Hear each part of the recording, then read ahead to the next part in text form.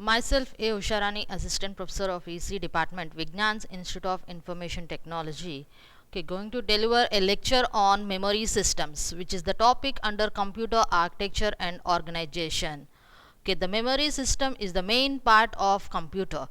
Okay, the main data, whatever the instructions, everything is stored in memory. Let's see what are the memory systems, how they are connected, how they are connected to the processor, and how we are going to process, and the different types of memory systems. Let's see the basic concepts of memory system. The basic concepts of memory system consisting of the size of memory. How it is defined? The size of memory is defined by the address lines. Okay, the processor consisting of address lines, data lines, and control lines. Here the address lines, let's take here we are considering k address lines. K address lines, then the maximum size of address we can 2 power k.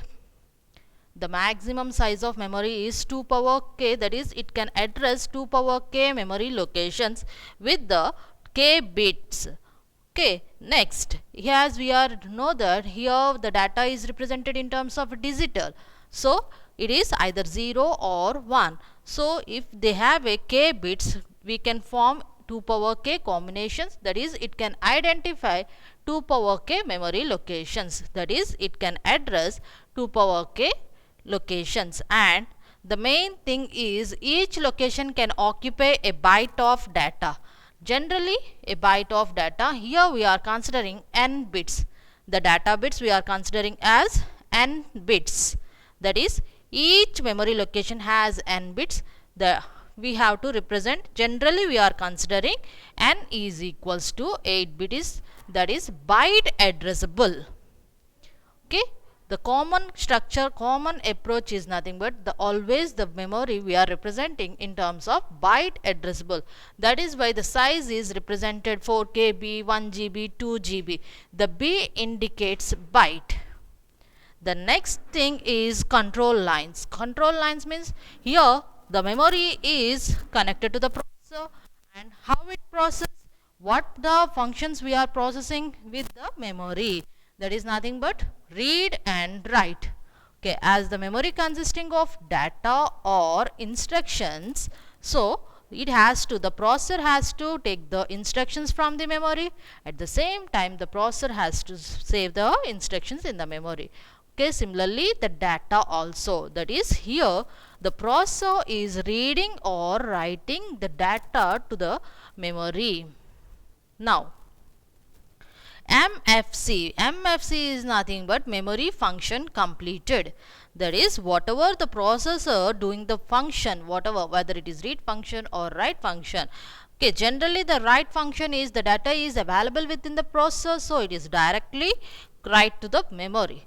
But for coming to the read operation, the data is external. It has to come from memory to processor, so it will take some time. In the cases of read operation, we must check the memory function completed. So there is no loss of data. To avoid the loss of data, we are observing the memory function completed. Next, how they are connected? The processor and memory is connected through MAR and MDR. MAR is the memory address register and MDR is memory data register. Okay, it identifies the address and it takes the data. Now, the main important thing is size of memory. The size of memory is defined by the address lines and data bits. Okay, always remember, if there is a k bits, we can address the maximum of 2 power k. And here we are considering the word nth is n bits, that is the data bits. So here it is a byte. Generally, most preferably, always we are considering the data in terms of byte, that is byte addressable. Next, the next thing is, while coming to the memory, the main important thing while coming to the processor, if you want to purchase any processor, or if you want to purchase any smartphone, if you want to purchase any laptop, first of all we see the cost, at the same time size, at the same time futures.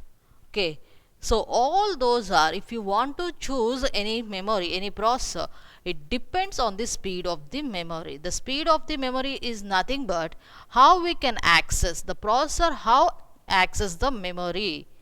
That accessing is nothing but read and write operation. Okay, that is the memory access time.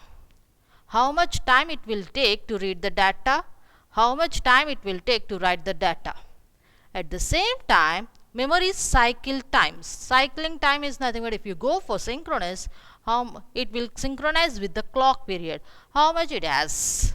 Okay, how it is synchronizing. Okay, the next thing is, okay, the present scenario, the development of computers and development of smartphones, everything is depending on the size of memory. The user requires a large memory, at the same time fast memory. Okay, how it is possible? At the same time the cost will be less. With the target cost, we have to design, we have to provide a large, at the same time fast, large and fast memory as possible with the cost, within the cost. Okay, that is the requirement. And how we are developing this type of memories by using different techniques. The next thing is, okay, the main important thing is speed. How we are getting the speed? By using cache memories and virtual memory. Cache memories is nothing but static memories we are using. If you are regularly using the corresponding files, it will be stored in cache memory. The virtual memory is nothing but secondary devices. As the we are considering the virtual memory to increase the size of the memory. Next, the basic memories are random access memories or read-only memories. Now we see random access memory. Random access memory is nothing but read and write operation. We can perform, the user can perform read and write operation. Okay, next see what are the different types of random memories. Before going to random memories, how the chips are organized. Already you know that chip memory is nothing but storage device which has to store the data. Okay, flip-flop is nothing but a basic cell which can store a single bit. Okay, so the memory is nothing but it is a group of cells. Okay, here the cell or memory cell or flip-flop can hold one bit of information. The memory cell can hold, let it is considered memory cell MC, can store one bit of information. Now these cells are connected in terms of array, that is each location. Okay, each location is identified by the address.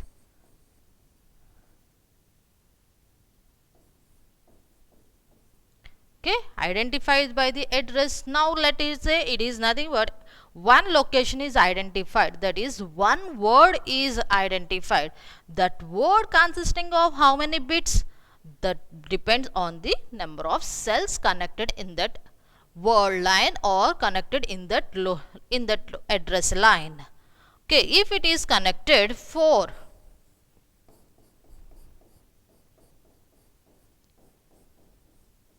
now we can take, let it is D3, D2, D1 and D0. That is we are connecting 4 memory cells in particular word line. Now we have a 4 data output lines. That is 4 bits of data. Okay, each word line can consisting of F4 bits. If you are connecting 8 cells, then we can retrieve 8 data bits. That is the main thing is each memory cell can hold only one bit of information. The next, the cells are organized in terms of array.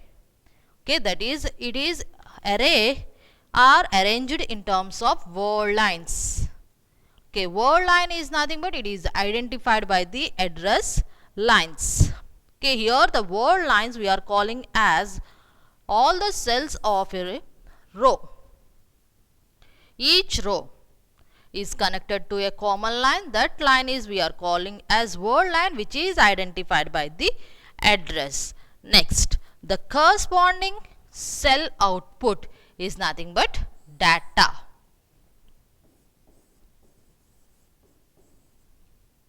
Okay, that is the row is an address and the column, the corresponding columns are the data. Now, what is the main purpose of memory? With the memory, we are storing the data. Now, the processor is doing either read and write operation with the memory. That can be done by control signals, that is sense or write circuits. Sense is nothing but we are sensing the cell and reading the data. Write operation is the processor is writing the data. One thing here, always we are talking with respect to the processor.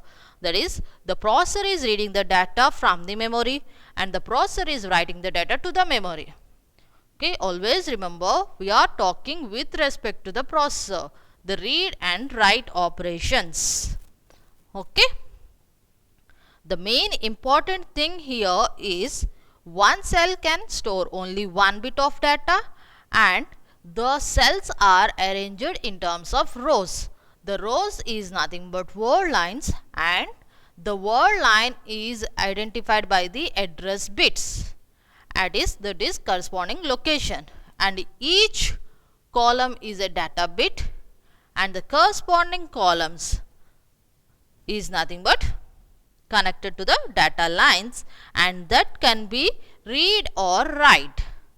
So, it is connected to sense or write circuits to read or write.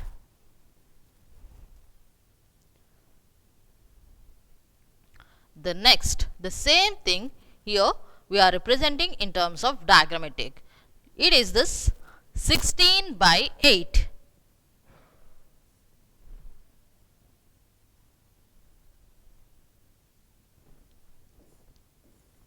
16 by 8, that is 16 words. 16 words, W0, W1, so on, W15. To identify 16 words or to identify 16 memory locations, we require 4 address lines. Okay, 4 address lines can make a 16 combinations. That is, it can identify 16 memory locations or 16 word lines. Next, see, and here we are considering 8. Okay, the first one is indicates number of locations.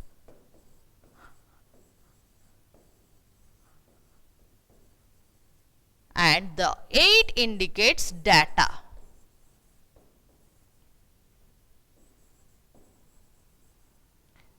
Okay, always the size, memory size is represented. The first indicates number of locations. Next, by that is the number of data lines. Okay, here we are considering 8 data lines, that is B7 to B0. Next, it may be 0, it may be 1. For that purpose, B7, B7 bar. Okay, the each cell is represented either 1 or 0. All these are cells. Okay, memory cells, and these are connected. Each row has to connect 8 cells as it has a data lines are 8. The next, here the data lines are connected to sense or write circuit. That is, data lines are always bidirectional. Address lines are unidirectional, which the processor identifies the memory location, but the data is a bidirectional, that it has to perform read and write. Okay, if it is read operation is nothing but the processor is reading the data from the memory, so the cells, the data in the cell has to sense. Okay, write operation means the processor is writing the data to the memory.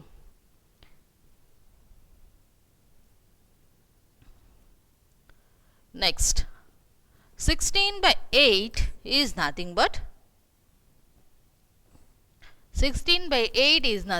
128 bits. How it is arranged? The 128 bits, 16 words of 8 bits each. It requires 4 by 16 decoder. To identify the 16 words, it requires 4 by 16 decoder, that is 4 address lines, 8 data lines and 1 read and write control signal, and chip select. Chip select is nothing but to identify the particular chip. Next, why we have to choose chip select? The processor is connected to number of devices. To identify particular device, we are using the chip select.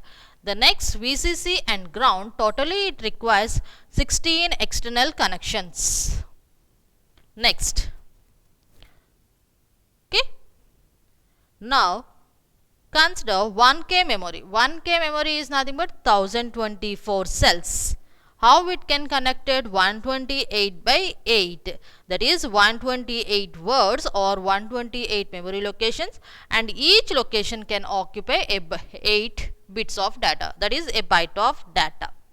Now, to represent 128 locations, we require 7 by 128 decoder, that is 7 address lines, 8 data lines, and all those are 4. So, totally it requires 19 external connections. Okay, how we can minimize these connections? That is, we can minimize only in the terms of address line, data lines. Okay, but read and write, chip select, VCC, ground is common for all. Only we can modify in terms of address and data, then only we can reduce the number of lines. Let's see. The same 1024,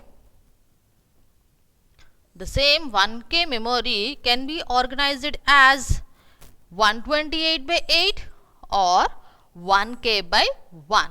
That is 1K locations, and each location has only 1 bit of data. Okay, the cells, how it is organized? 8 data pins.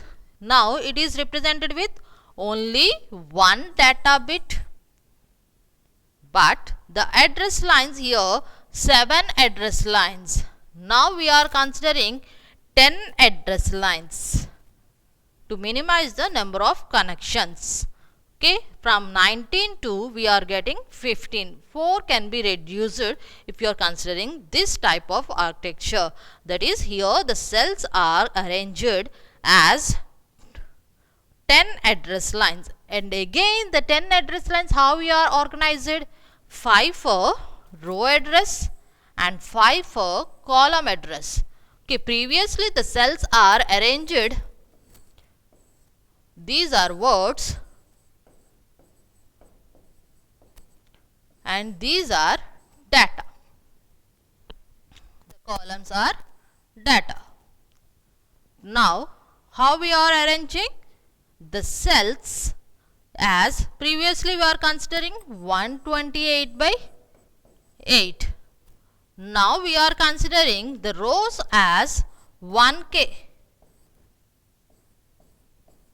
But the data line we are considering as only single data line. Okay, and these 1K rows, how we can make? 5 rows and 5 column address. Totally we are not making as 1K rows. We are simply dividing this 1024 as half. That is 32 by 32. That is, it consisting of 32 rows and 32 columns. Okay.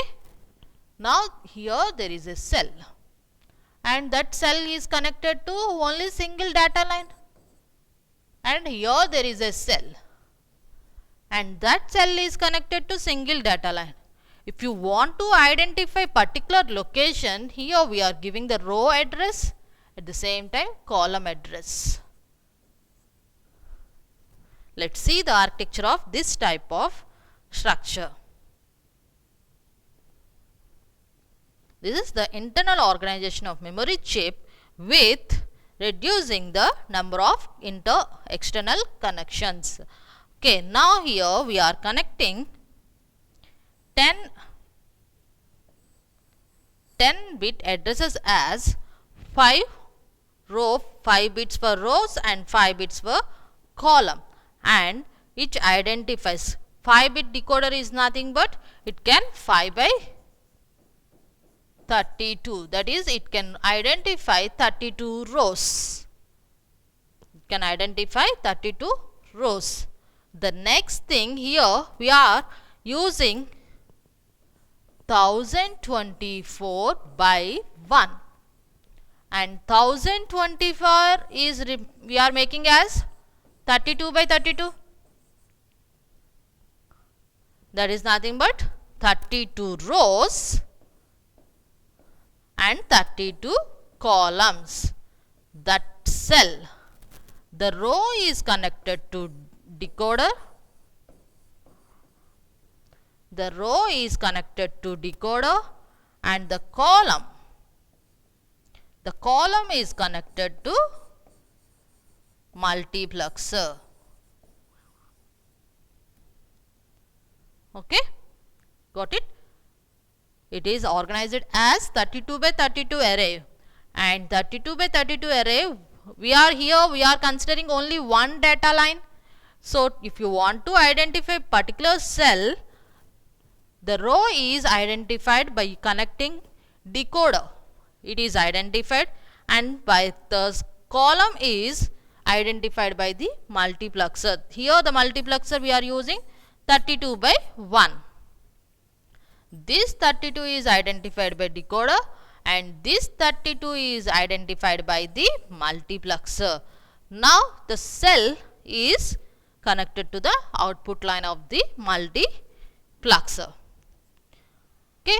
Now here there is a read and write operation. That is, we have to read the data, sense the data. At the same we have to write the data. Okay. So multiplexer is a data output line. Data 32 by 1, that is it sends out. Okay, by using multiplexer the processor reads the data. Now whatever the write operation, for write operation we have to consider it is a input. So 1 by 32 demultiplexer. Okay, for write operation we are using demultiplexer, for read operation we are using multiplexer. Next, common, the chip select, sensor, write circuitry, everything is common. Only we are making the address and data lines we are minimizing. Okay, how we are minimizing? We are considering a row and column address. It is the main important, row and column address. The row is identified by the decoder and the columns are identified by the multiplexer. And here we are considering only single data line. So the multiplexer line or demultiplexer line can be act as a data line.